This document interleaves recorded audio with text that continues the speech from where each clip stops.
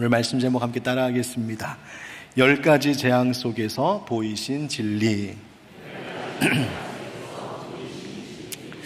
예전에 폴 브랜드라고 하는 의료 선교사와 필립 얀시라고 하는 신학자가 함께 쓴 고통이라는 선물이라고 하는 제목의 책이 있었습니다.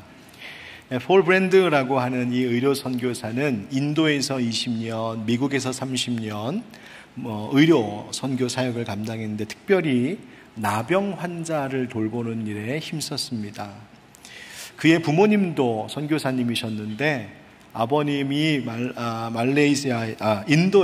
인도에서 말라리아에 걸려 순교하시게 되었고, 어머님께서도 그 아버지의 죽음이 헛되지 않게 하시기 위하여 그 땅에서 여생을 바치시는 귀한 선교사 부모님, 그래서 그 부모님의 신앙의 유업을 잘 이어받은 이 폴 브랜드 자신도 의료 선교의 삶을 헌신하게 되는데, 그에 대해서 뭐라고 말하냐면, 그는 그 책에 보니까 어떻게 표현했냐면, 고통이 없어 고통당하는 나 환자들을 위해 헌신한 사람이다, 이렇게 표현하고 있더라고요. 여러분, 나병 환자, 한센병 환자들은 통증을 느끼지 못하는 것 때문에, 이 신경이 죽어 통증을 못 느끼는 것 때문에 오히려 더 큰 위험을 불러일으키고 더 문제가 심각해지죠. 그래서 그 표현이 뭐냐면 고통이 없어서 고통당하는 나 환자들, 이렇게 되어 있더라고요. 이 책에 보면 처음에 이런 이야기로 시작합니다. 이 의료 선교사, 이 폴 브랜드 선교사님이 한 아이를 진료하게 되었는데, 타냐라고 하는 4살짜리 여자아이예요.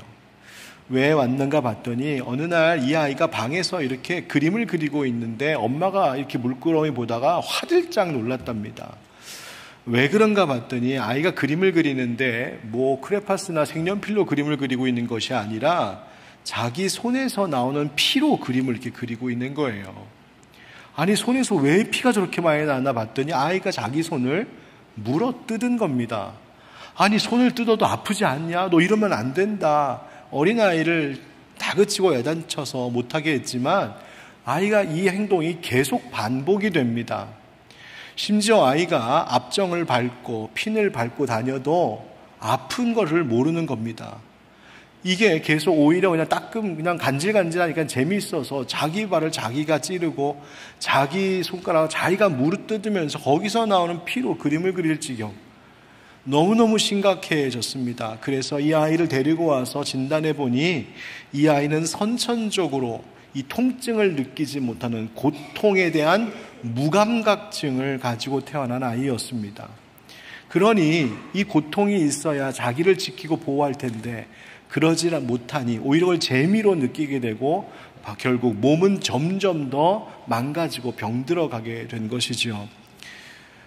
이 아이는 나병 환자는 아니었지만 나병 환자들의 이야기도 그 책에 또 나오죠. 어떤 마을에 갔는데 어떤 분들이 뜨거운 난로에다가 숯불을 떼어갖고 거기다 고구마를 넣어서 굽는데 이 고구마가 집게로 이렇게 꺼내려고 해도 잘 꺼내지지를 않더랍니다. 몇 번 거듭 실패를 하다가 옆에 저쪽에 앉아있는 어느 할아버지를 그분이 쓱 쳐다봤답니다. 그러자 그 할아버지가 일어나시더니 맨손으로 그 숯불 구덩이에다가 손을 집어넣어서 고구마를 꺼내오시는 거예요. 옛날에 세상에 이런 일이에 맨손으로 기름 튀기는 분 제가 봤거든요. 근데 그 정도가 아니라 숯불 속에다 손을 집어넣어갖고 고구마를 꺼내시고도 아무렇지도 않게 가시더랍니다. 통증을 느끼지 못하는 나병 환자였습니다. 또 어느 날 병원에 환자가 오는데 목발을 짚고 오는데 한쪽 발이 붕대로 감겨져 있는 발이 피가 철철철철 흐르더랍니다. 근데도 뭐가 그렇게 좋은지 달려오더랍니다. 무슨 일인가 봤더니 이 나병 때문에, 한센병 때문에 발목이 다 빠져서 흔들리고, 그러다 보니까 이 목발을 짚고 다녀도 뼈와 살이 붙어있는 이곳이 그대로 땅에 닿아서 짓이겨져서 뼈가 살을 뚫고 나오는 겁니다. 그 뼈로 짚고 다니는 거예요. 그러니까 그 그 안에 온갖 바이러스 세균들이 다 들어가는 거죠. 이 나병함, 이 고통을 느끼지 못하는 그 무서움을 이렇게 이야기한 겁니다. 이런 사역을 하고 있었던 이 폴 브랜드 선교사님이 하루는 고된 일정을 마치고 사역 여러 곳을 돌아다니시면서 사역하시다가 집에 돌아왔는데 몸이 너무너무 좋지 않은 겁니다. 그러다가 어떻게 보니까 발의 한쪽 반쪽이 느낌이 없다는 것을 알게 됐습니다. 깜짝 놀랐습니다. 그래서 바늘을 가져다가 그 느낌이 없는 자기의 발을 탁 찔렀는데 통증이 느껴지지 않은 겁니다. 눈앞이 캄캄해졌습니다. 마음속에 금방 든 생각은 내가 이 한센병 나병 환자들 돌보다가 결국 나도 이 병에 걸렸구나 하는 것이었습니다. 온갖 생각이 스쳐 지나갔습니다. 내가 이 나병 환자들을 위해서 헌신한다고 했는데 이제 세상 사람들이 날 보고 뭐라고 할까? 내 인생은 어떻게 되는 것일까? 내가 의사로서의 이제 활동은 다 끝난 것 아닌가 하는 공포와 두려움, 온갖 무서운 마음들이 몰려들기 시작했습니다. 잠을 잘 수가 없었겠죠. 끙끙 몸을 앓으면서 그 열도 막 나서 끙끙 앓으면서 그날 밤을 지새웠는데 아침에 일어나서 다시 한번 이제 본인이 의사니까 자가 점검을 진단을 하려고 내 지금 감각이 어느 정도로 죽었나 생각이 아주 알아보려고 이 바늘을 가져다가 어제 찔렀던 그 부위를 다시 한번 찔렀답니다. 여러분 얼마나 마음이 떨렸겠어요. 심호흡을 하고 푹 찔렀는데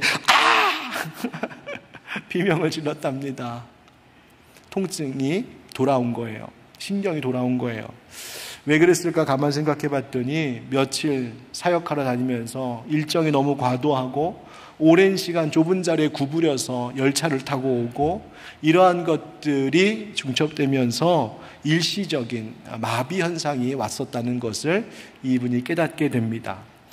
그리고는 이 통증을 느끼는 감각이 돌아온 것을 알고 그분이 엎드려서 하나님 앞에 이렇게 기도했다는 거예요. 하나님, 고통을 주셔서 감사합니다. 고통을 주셔서 감사합니다. 여러분, 수많은 나병 환자들을 이분이 진찰하고 치료하는데 이 많은 환자들을 돌보면서 그분이 하신 말이 이것이었습니다.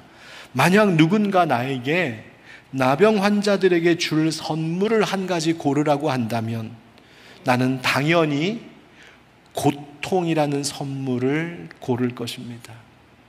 나는 고통을 주고 싶습니다.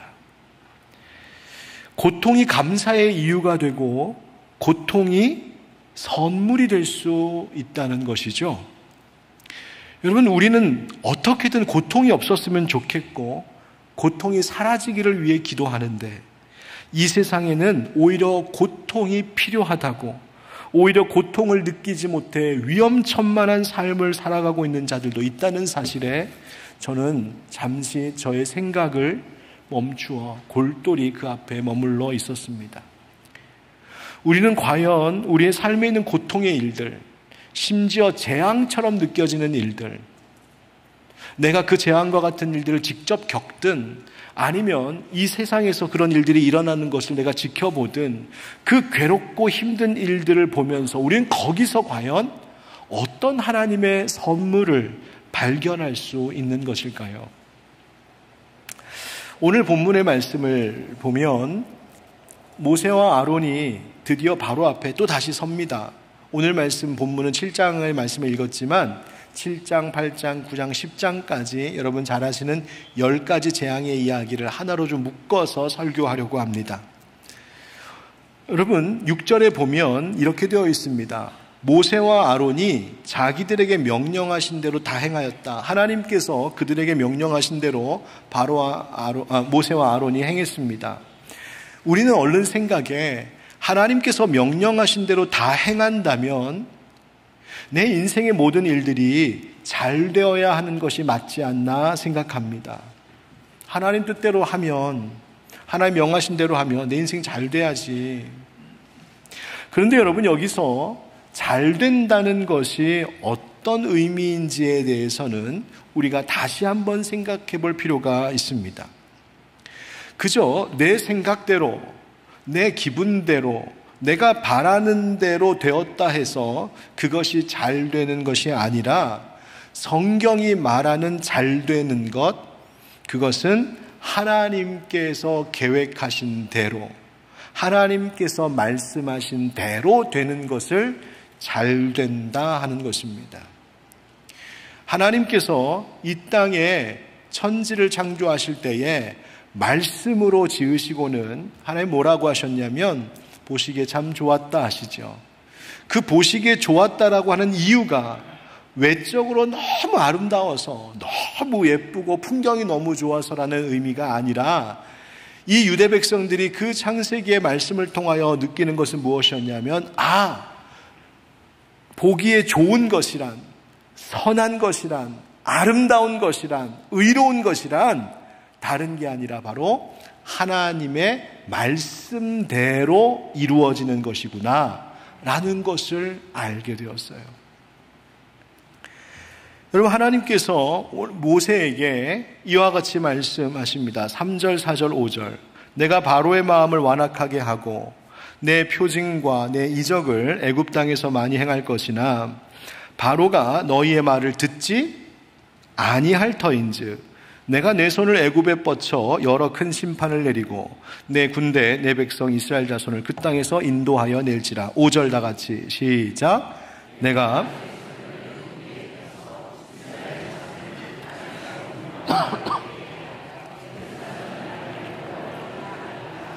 아멘. 여러분, 하나님께서 표징과 이적을 보이신다 하시죠. 그러나 그와 같은 이적을 보고도 바로가 말을 듣지 않을 것이라고 하셨습니다. 하지만 하나님께서는 바로가 비록 말을 당장 듣지 않을 것이지만 반드시 이 일이 이루어질 것이다. 하나는 마침내 이스라엘 자손들을 놓아줄 것이요, 또 하나는 이 일을 통하여서 모든 애굽 사람들이 내가 여호와인 줄, 즉 내가 참 하나님인 줄 그들이 모두가 인정하게 될 것이다. 하나님 말씀하세요. 정말로 그 일이 이루어집니다. 이스라엘 백성을 놓아주라고 하는 하나님의 이 명령, 그리고 모세의 이 요구에 바로는 완강하게 거절합니다. 그래서 하나님께서 이 아론에게 들려 있었던 지팡이를 던져 뱀이 되게 하시는 이적을 보이시는데, 놀랍게도 애굽의 요술사들도 그 이적을 똑같이 행하는 거예요. 결국 하나님께서 모세를 통하여 그 땅에 10가지 재앙을 불러일으키십니다. 한번 여러분 교회학교 때 배우셨던 거 떠올리면서 생각해 볼까요? 첫 번째가 뭡니까? 첫 번째 재앙? 교회학교 때 잘 출석을 안 하셨나 보네요. 첫 번째 재앙이 뭐였냐면 나일강을 피가 되게 하는 거였어요. 여러분, 물고기가 죽는 것 물론이죠. 악취가 납니다. 물이 없습니다. 마실 물도 없습니다. 강과 호수, 그릇 안에 물까지 다 피가 되었다 합니다. 두 번째, 개구리로 땅을 치시는데요. 개구리가 얼마나 득실득실하는지 성경에 보니까 궁과 침실과 침상위와 집과 화덕과 심지어 밥 먹는 그릇 속에까지 개구리가 가득했답니다. 얼마나 괴로운지. 이 개구리가 있다가 막 이제 죽어서 쌓여나가니까 냄새가 나잖아요. 그래서 바로가 그때 잠깐 알았다고 합니다. 그래서 멈췄는데 성경에 보니까 그러나 조금 숨을 쉴 수 있게 되자 마음이 다시 완강하게 되었다 합니다. 여러분, 인간이 얼마나 간사한지. 막 악취가 날 때는 알았다고 요구 들어주겠다고 했다가 조금 숨 쉴 수 있게 되니 마음도 뒤집었던 것. 바로였습니다. 세 번째는요, 땅의 티끌들이 모두 이가 되게 합니다. 네 번째는 파리떼를 보내시는데요. 얼마나 심한지 바로가 모세한테 그냥 이 애굽에서 제사 드리면 안 되냐 너희들. 안 된다. 우리는 사흘길 광야길 나가서 제사 드려야 된다. 그럼 알았다. 너무 멀리 가지 말아라. 그래 놓고는 결국 또 마음을 뒤집어 바꿉니다. 다섯 번째, 돌림병이 창궐하는데요. 가축들이 죄다 병에 걸려 쓰러져 나갑니다. 그래도 안 보냅니다. 여섯 번째, 이번에는 사람과 짐승의 악성 종기가 퍼져나가는데 성경에 보니 애굽의 요술사들과 애굽 사람들까지도 그 종기의 독종에 걸려서 죽어나가더랍니다. 7번째는요, 우박을 내리시는 거예요. 근데 거기 재미있는 표현이 하나 나옵니다.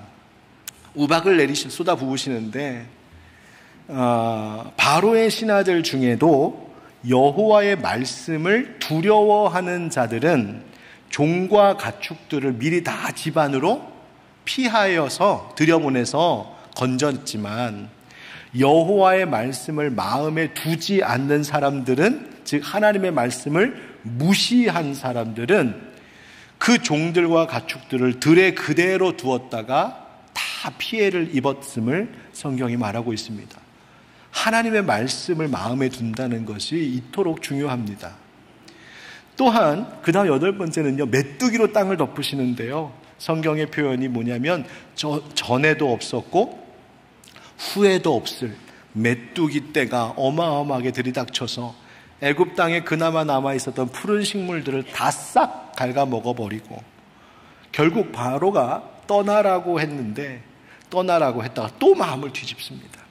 메뚜기 다음이 뭐냐면 그 애굽 땅 위에 흑암이 가득합니다. 어둠이 짙게 깔리는데 얼마나 어두운지 사람들이 더듬으면서 다니지 않고는 다닐 수 없는 그 무서운 어둠이 가득했습니다. 사흘 동안. 그럼에도 불구하고 바로는 그들을 보내기를 기뻐하지 아니했다, 이렇게 되어 있어요. 마침내 임한 재앙, 마지막 10번째가 뭡니까? 마다들, 처음 난 것들, 사람이건 동물이건 처음 난 것을 다 쳐서 죽이시는 일. 그 일을 겪고 나서야, 자기의 장자가 죽고 나서야 이 바로가 이스라엘 백성들을 놓아줍니다. 자, 한번 질문해 봅니다. 하나님, 왜 10가지 재앙이나 베푸셨습니까? 한 8, 9에서 끝내셔도 될 만 했는데, 그냥 바로를 한 번에 확 꺾으셔도 됐는데, 하나님 왜 한 방에 안 보내시고 이처럼 긴 과정을 애굽인들과 모세, 이스라엘 백성들이 겪고 또 목격해야 했습니까? 여러분, 우리가 겪는 현실에도 참 쉬이 끝나지 않는 인생의 싸움들 있습니다. 지루한 싸움들이 있습니다. 제가 보니까 가장 오래 싸워야 할 싸움이 이거더라고요. 나랑 싸우는 싸움. 나와의 싸움. 너무너무 변하지 않습니다.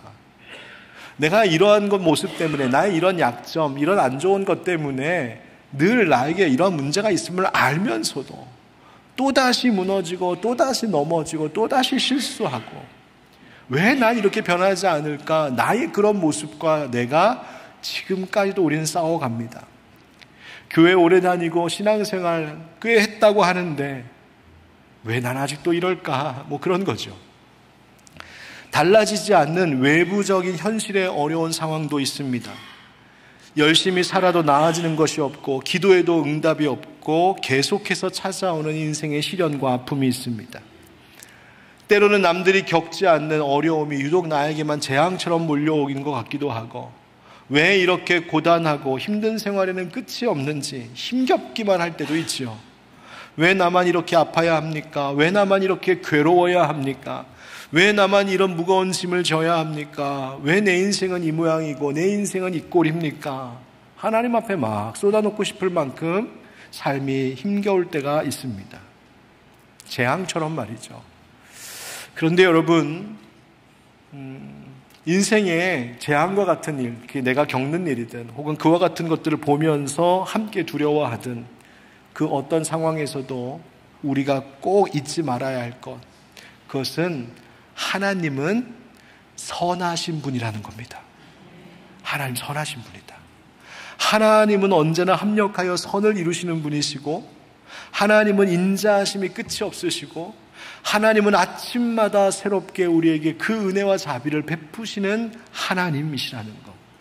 그래서 우리에게는 늘 이 고백이 있어야 됩니다. 하나님, 현실 속에, 세상 속에 때로는 재앙과 같은 일을 제가 보기도 합니다. 혹은 다른 사람들이 그런 일들을 겪는 것을 보면서 두렵기도 합니다.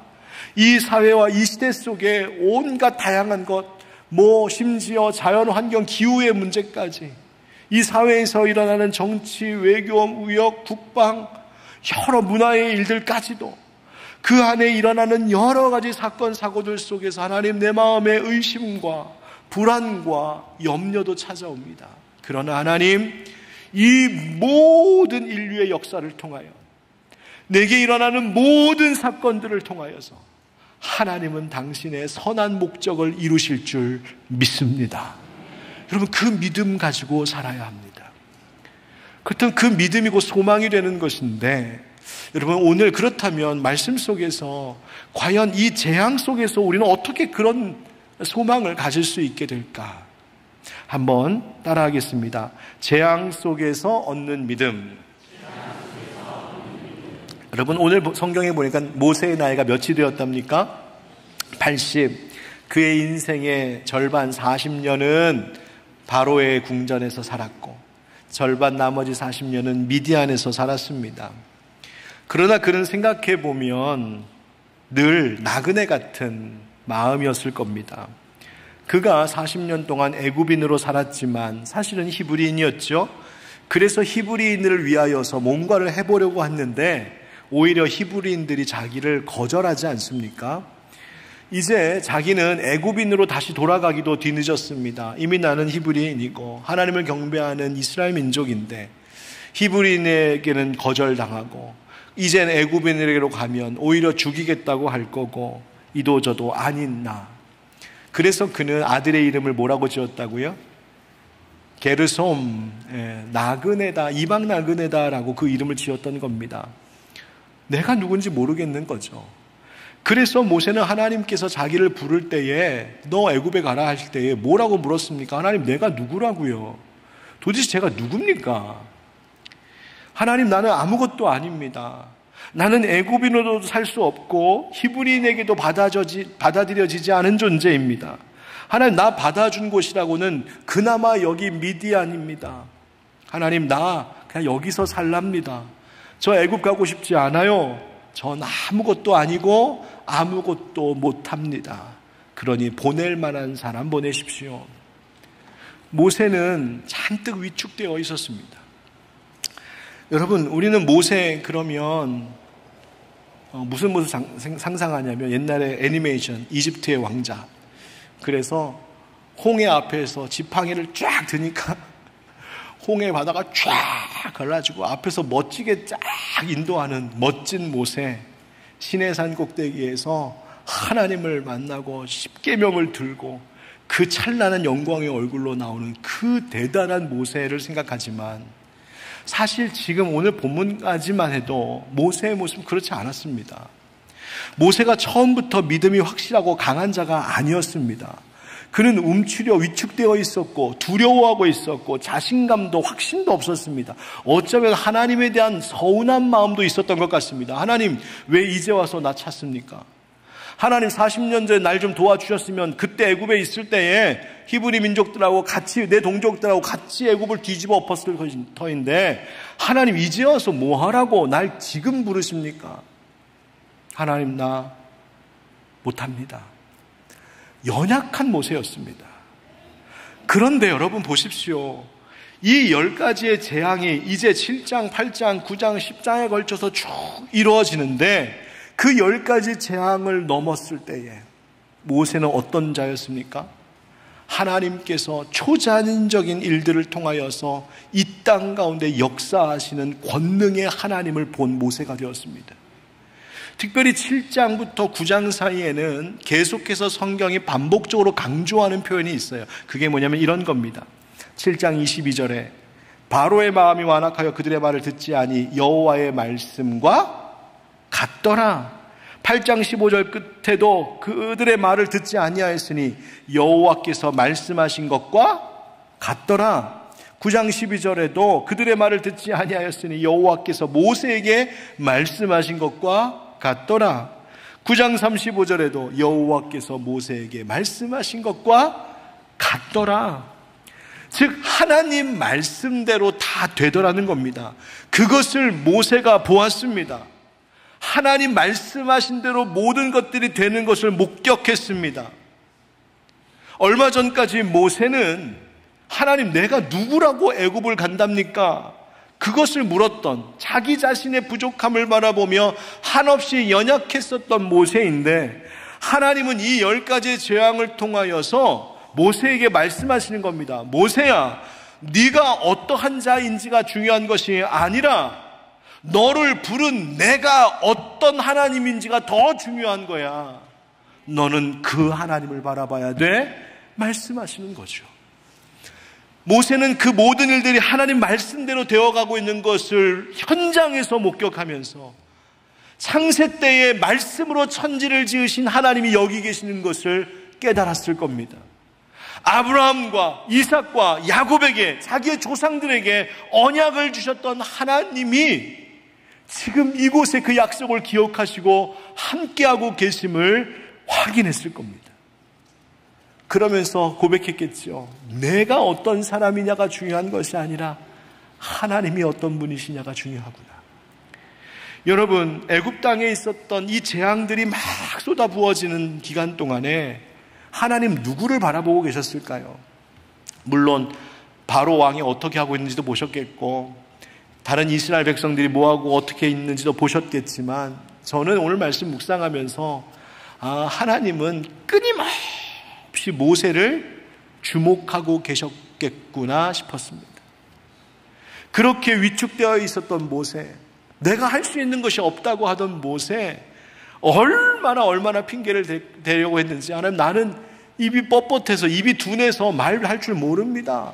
그 핑계를 대서라도 하나님의 뜻 앞에서 도망치고 싶었던 모세, 심지어 하나님께 대하여 어쩌면 서운한 마음, 거절당한 마음까지 들었을지 모를 그 상심한 마음에 무력한 모세가 이 10가지의 재앙을 통과하면서 그의 믿음이 어떻게 성장하고 있는지를 하나님은 눈여겨보시며 때를 기다리셨을 겁니다. 여러분, 모세가 이 재앙의 긴 싸움, 긴 영적 대결이죠. 이 과정을 통하여서 그가 어떻게 됩니까? 그는 앞서 말씀드렸던 대로 홍해 앞에서도 지팡이를 들고 하나님이 이렇게 싸우실 겁니다, 우리를 위해서 싸우실 겁니다 외치는 믿음의 사람이 되었고, 하나님을 찬송하는 자가 되었습니다. 사랑하는 성도 여러분, 앞서 말씀드린 것처럼 우리의 인생은 내가 직접 재앙처럼 겪는 고통도 있고, 혹은 누군가가 그런 것들을 겪는 것을 바라봐야 될 때도 있는데, 어떤 경우든 그 모든 고통의 일들 앞에서 어떤 태도와 어떤 반응을 갖느냐가 중요합니다. 여러분, 고통은 그 고통에 대하여서 내가 어떻게 반응하느냐에 따라서 고통의 의미는 달라집니다. 앞서 소개했던 책에서 그 저자는 고통을 오히려 선물이라고 했죠. 선물이라는 말은 좋은 거란 것 아닙니까? 고통에 유익이 있답니다. 아니, 하나님, 내 인생에 이런 끔찍한 고통이 무슨 유익이 있다고요? 저자는 말합니다. 고통은요, 하나님이 우리와 함께 하심을 체험하는 자리입니다. 그 고통, 재앙과 같은 일들 속에서 하나님을 경외하는 자들은 하나님이 지키시고 돌보심을 통하여 하나님이 오늘도 나와 함께하고 계심을 체험하는 자리가 고통이라는 거예요. 뿐만 아니라 고통은 우리를 성장시킵니다. 여러분, 우리가 예수 믿는 믿음의 사람, 그리스도인으로서 내 믿음이 좀 성장하면 좋겠고 성숙해지면 좋겠는데, 여러분, 믿음이 성장하고 내 신앙이 성숙해지는 것은 어느 날 갑자기 펑 하고 이루어지는 일이 아닙니다. 번개불에 콩고 먹듯 도깨비 방망이로 쳐서 펑 이루어지듯 그렇게 이루어지는 것 아닙니다. 내가 예수를 믿으면서도 달라지지 않는 모습이 있습니다. 아까도 말씀드렸죠. 싸움 중에 제일 긴 싸움이 나랑 싸우는 거라고요. 그게 잘 안 됩니다. 그러나 여러분, 실망하지 마십시오. 신앙의 성장이란 본래 참 길고 지난한 여정을 겪어가는 것입니다. 그리고 그 길은 때로는 나에게 재앙과 같은 일을 보게도 만듭니다. 고통의 일들을 겪습니다. 나 자신에게 실망하기도 합니다. 그러나 중요한 것은 그 모든 과정을 통하여서 하나님은 그 자리에서 우리를 마침내 키우시는 선하신 하나님이시라는 사실입니다. 그러므로 여러분, 때로는 내 인생에 해결되지 않는 길고 긴 싸움이 있다 할지라도 무서운 재앙을 두 눈으로 똑똑히 보아야 했던 모세를 하나님께서 오히려 믿음의 사람으로 성장시키셨던 것처럼 오늘도 내 삶 가운데 있는 모든 고통의 일들 속에서 하나님 나에게 믿음 갖게 하신다는 사실을 기억하여 그 믿음의 용기로 일어서는 저와 여러분 되기를 예수님의 이름으로 축복합니다. 두 번째 따라합시다. 재앙 속에서 드러난 죄악. 여러분, 이 애굽이 내린 무서운 재앙 속에서 바로가 참 쉽게 달라지지 않죠. 그 이유는 이 죄악된 바로 이 재앙을 통하여서 10번이나 거듭 임하는 이 재앙을 통하여서 하나님은 바로가 또 그 바로를 비롯한 죄인인 인간이 얼마나 완고한지, 얼마나 완악한지, 그것이 얼마나 깊고 단단한 것인지를 드러내 보여주고 계셨어요. 다시 말하면 우리는 마땅히 심판받을 수밖에 없는 존재, 우리는 마땅히 하나님 앞에서 죽을 수밖에 없는 존재라는 것을 깨닫게 하시는 것이었죠. 동시에 이 10가지 재앙은 세상의 참 주인이 누구신지를 나타내 보였습니다. 여러분, 우리가 피해 재앙, 개구리 재앙 등등 쭉 얘기했는데 각각에는 여러 가지 그 영적인 의미가 담겨져 있습니다. 한번 보시면요, 여러분, 이 피 재앙, 나일강을 피로 바꾼 이 일은, 나일강은 예굽인들에게 신으로 여겨졌습니다. 하피라고 하는 나일강의 신, 그래서 생명과 농사의 신으로 여겼는데 하나님이 그것을 피로 바꾸심으로 하나님께서 이 모든 것의 생명이심을, 저 나일강의 신이 생명 줄기가 아니라 내가 생명의 근원임을 나타내신 겁니다. 개구리 재앙 하나 더 말씀을 드리면, 이 개구리 재앙 헤케트라고 하는 신인데 다산과 풍요의 여신으로 여겼던 개구리. 그런데 풍요와 이 다산이 아니라 오히려 개구리를 악취가 나고 삶이 무너지니까 이 애굽인들이 깨닫는 거죠. 아, 이 개구리가 신이 아니구나. 하나님이, 여호와가, 저 이스라엘 백성들이 믿는 여호와가 풍요와 생명도 다스리는구나. 이와 마찬가지로 이의 재앙도 geb이라고 하는 신, 파리 재앙은요, 이게 쇳덩구리 같은 건데요, 헤풀이라고 하는 신, 곤충의 신, 다산과 축복, 기쁨의 상징, 악질, 황소의 형상을 한 풍요의 신 아피스와 하도르라고 하는 신인데 그것을 꺾음으로써 하나님께서 이 모든 것의 주인이심을 나타내셨죠. 독종재앙, 임호탭이라고 하는 것은 뭐냐면 이 의술의 신, 치료의 신, 악종, 독종이 일어났을 때에 이 애굽의 의사들이 도저히 치료할 수 없는 것을 보면서, 아, 우리가 이 치료의 신, 의술의 신이라고 믿었던 것도 아니구나. 우박재앙, 누트와슈, 하늘은 그 당시 저들이 믿는 모든 신들을 낳아주는 마치 모태와 같은 것을 하늘로 여겼어요. 그래서 하늘을 보면서 좋은 신들 많이 보내달라고. 그런데 하늘을 쳐다보는데 우박만 쏟아지는 거죠.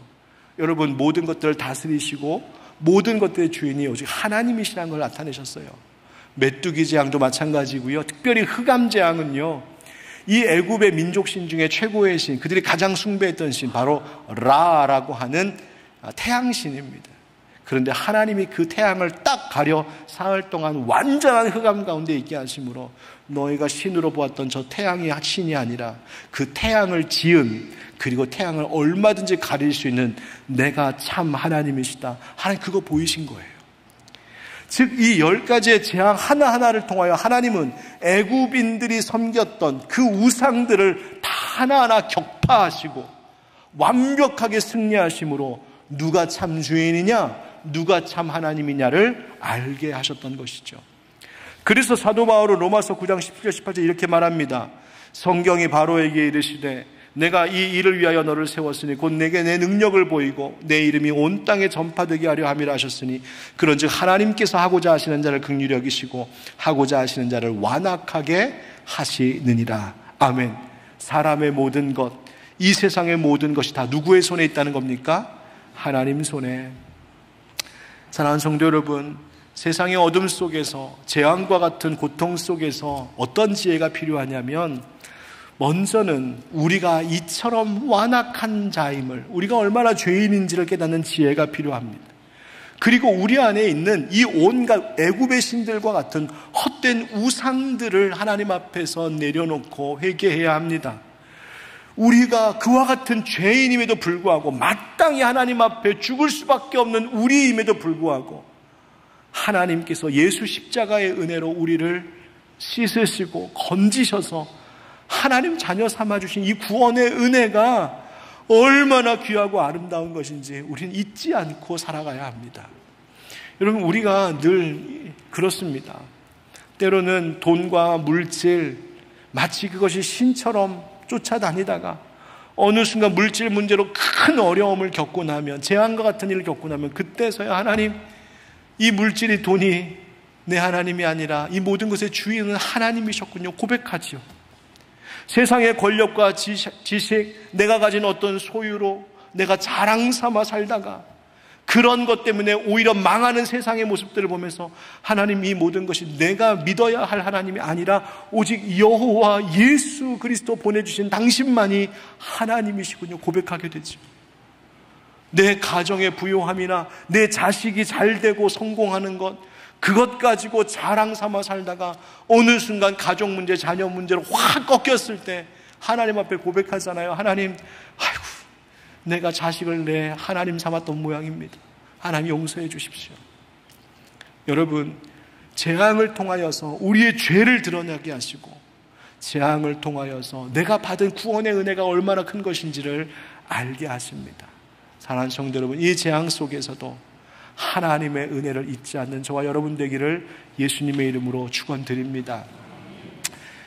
시간이 다 되어서 세 번째가 남았는데, 오늘 3부에 오신 분들은 다음 주 이 시간에 꼭 오셔서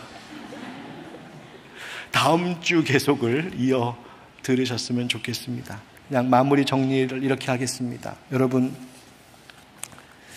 하나님께서 예수 그리스도에 인하여 자녀된 우리들을 사랑하시고 선한 길로 늘 인도하십니다. 10가지 재앙은 그저 과거의 역사만이 아니라 오늘 우리의 삶 가운데에 하나님께서 우리로 하여금 깨닫게 하시는 것을 알게 하시고, 우리 안에 있는 우상들을 또한 무너뜨리시고 우리를 붙드시며 선한 길로 인도하시는 하나님이심을 보게 함으로 우리의 믿음을 일으키시는 하나님의 역사임을 잊지 않아야 합니다. 여러분, 어떤 어려움 속에 있으십니까? 어떤 아픔 속에 있으십니까? 어떤 어려움과 아픔도 하나님 손에 들릴 때에 그것이 나의 믿음을 세우고 하나님의 은혜를 알게 하는 하나님의 선한 도구가 될 수 있음을 알고, 그 하나님을 향한 믿음과 소망을 놓지 않고 살아가시는 우리 모든 성도님들 되시기를 예수님의 이름으로 축원드립니다.